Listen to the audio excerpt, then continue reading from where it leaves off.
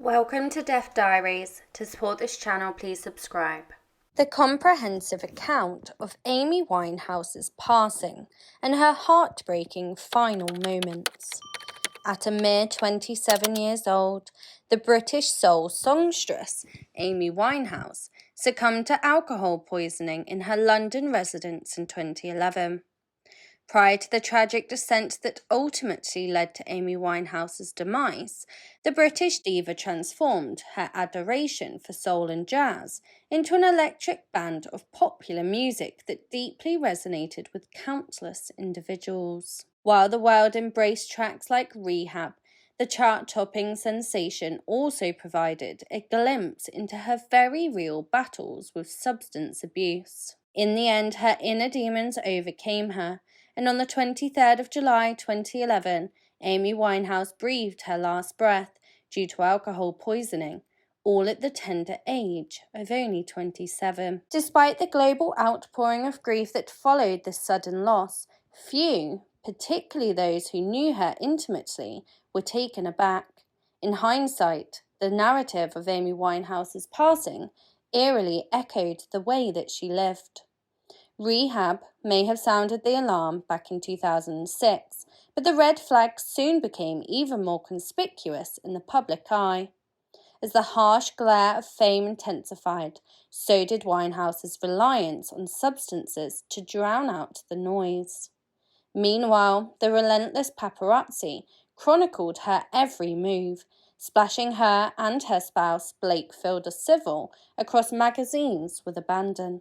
Even before attaining stardom, Winehouse had a penchant for alcohol and marijuana.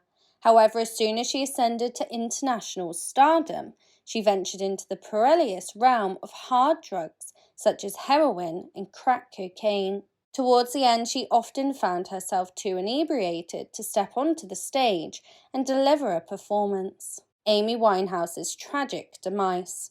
The Academy Award-winning documentary Amy shed light on her father's infamous reluctance to send her to rehab when she needed it the most, but he wasn't the only one blamed for her downward spiral. Following her passing, accusations flew in every direction. What makes her death even more heartbreaking is that it occurred just a month after she cancelled a comeback tour meant to save her own life. At that point, it was too late. Born on the 14th of September 1983 in London, England, Amy Jade Winehouse nurtured dreams of stardom from a young age. Raised in a middle-class Southgate household, her father Mitch often serenaded her with Frank Sinatra tunes, while her grandmother Cynthia, a former singer, encouraged her bold ambitions. Her parents' divorce at the age of 9 left a lasting sense of melancholy, which she would brilliantly channel into her music. Amy was determined to share her beautiful voice with the world, and at just 12 years old, she applied to the Sylvia Young Theatre School, where she laid out her aspirations. "I want to go somewhere where I am stretched right to my limits and perhaps even beyond," she wrote, "to sing in lessons without being told to shut up. But mostly I have this dream to be very famous, to work on stage. It's a lifelong ambition. I want people to hear my voice and just forget about their troubles for 5 minutes." Amy Winehouse took initiative, writing songs from the age of 14 and even forming a hip-hop group with friends. Her big break came at 16 when a fellow singer passed her demo tape to a label in search of a jazz vocalist. This tape led to her first record deal at only 19, and in 2003 she released her debut album, Frank, to critical acclaim. Winehouse garnered accolades in Britain, including an Ivor Novello Award. However, during this time, she was already gaining a reputation as a party girl. Regrettably, the true extent of her addiction surfaced, escalating further after she crossed paths with a man named Blake Civil. Amy Winehouse's turbulent battle with substances. With her third album climbing the British charts, Amy Winehouse's dreams seemed within reach. Despite her rising success, she started feeling overwhelmed by her growing audience. To cope, she sought solace in the local pubs of London Camden area, where she crossed paths with her future husband, Blake. Amy quickly fell for Fielder Civil, and many were concerned about the relationship's impact. Her first manager, Nick Godwin, observed, "Amy changed overnight after she met Blake. She just sounded completely different. Her personality became more distant, and it seemed to me like she was down to the drugs. When I met her, she smoked weed, but thought those using Class A drugs were foolish." Blake later admitted introducing Amy to crack cocaine and heroin. The situation escalated after her second album, Back to Black, thrust her into international stardom in 2006. Despite their on and off relationship, they eloped and married in Miami, Florida in 2007. The tumultuous 2-year marriage included numerous public arrests for drug possession and assault, attracting negative media attention. However, most of the focus centered on Amy due to her stardom. In 2007, the Philadelphia Inquirer described her as only 24 with 6 Grammy nominations, crashing headfirst into success and despair, with a codependent husband in jail, exhibitionist parents with questionable judgment, and the paparazzi documenting her emotional and physical distress. While Back to Black delved into substance abuse, it also highlighted Amy's reluctance to seek rehab, a stance her father appeared to support. At that time, continuing to work seemed paramount. The album's success with 5 Grammy wins out of 6 nominations seemingly affirmed this choice. However, her legal issues prevented her from attending the 2008 Grammy ceremony in person. She accepted her awards from London via satellite, thanking her incarcerated husband. That year, her father claimed she had emphysema due to crack cocaine abuse, later clarifying it was early signs of potential emphysema. The downward spiral continued. Despite reportedly kicking her drug habit in 2008, alcohol abuse persisted. She entered rehab multiple times with limited success. Additionally, she developed an eating disorder, and in 2009, Amy and Blake divorced. Her once promising career waned as she cancelled shows, including a highly anticipated Coachella performance. By 2011, she was scarcely working.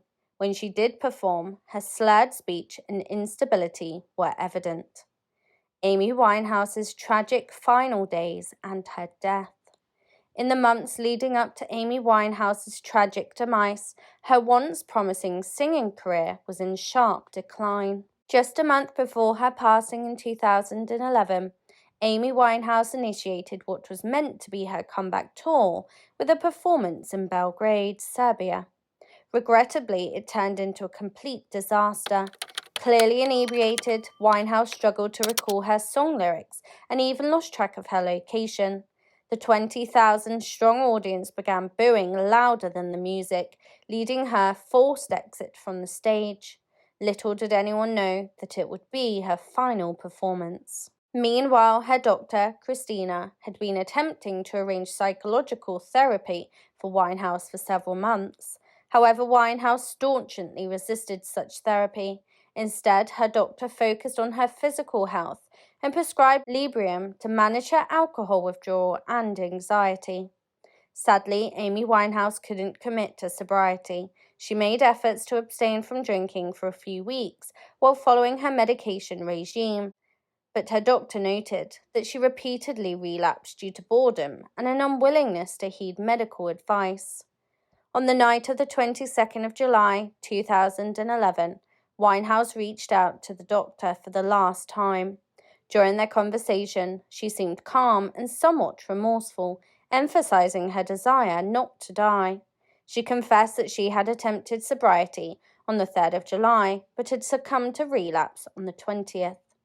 Winehouse apologized for wasting the doctor's time, making it one of her final farewells. That night, Winehouse and her bodyguard, Andrew Morris, stayed up until 2 a.m., watching YouTube videos of her early performances.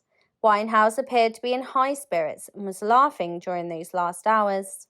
The following morning at 10 a.m., Morris tried to rouse her, believing that she was still asleep and in need of rest. Around 3 p.m. on the 23rd of July, Morris realized that something was amiss. The unusual silence in the room raised alarm. Winehouse lay in the same position as she had been in the morning, and Morris checked her pulse but couldn't detect one. Amy Winehouse had passed away due to alcohol poisoning. In her final moments, she was alone in her bed, surrounded by empty vodka bottles strewn across the floor.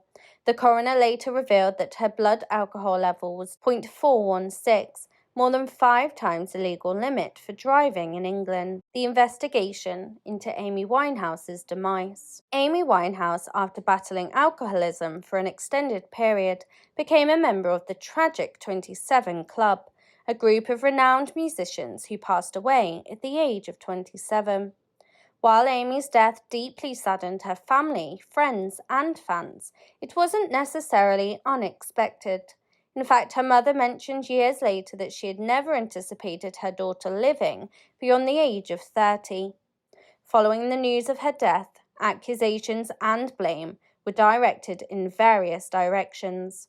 Some pointed fingers at Winehouse's father, Mitch, who had once famously declared that his daughter didn't need rehab, though he later changed his stance. In the 2015 documentary Amy, there's a recorded statement that echoes his previous remark. However, in an interview with The Guardian, Mitch contended that the clip had been edited to omit a crucial part. He clarified, "It was 2005. Amy had a fall. She was drunk and hit her head. She came over to my house and her manager came by and said she needs to go to rehab. But she wasn't drinking every day. She was like many young people, occasionally binge drinking. And I said she doesn't need rehab. In the film, I'm recounting the story, and what I said was she didn't need to go to rehab at that time. They edited out at that time." A close friend of Amy's summarized the situation by saying, "Yes, she made self-destructive choices, but she was also a victim. We all share some responsibility, including the public and the paparazzi. She was a star, but it's important to remember that she was also just a young woman."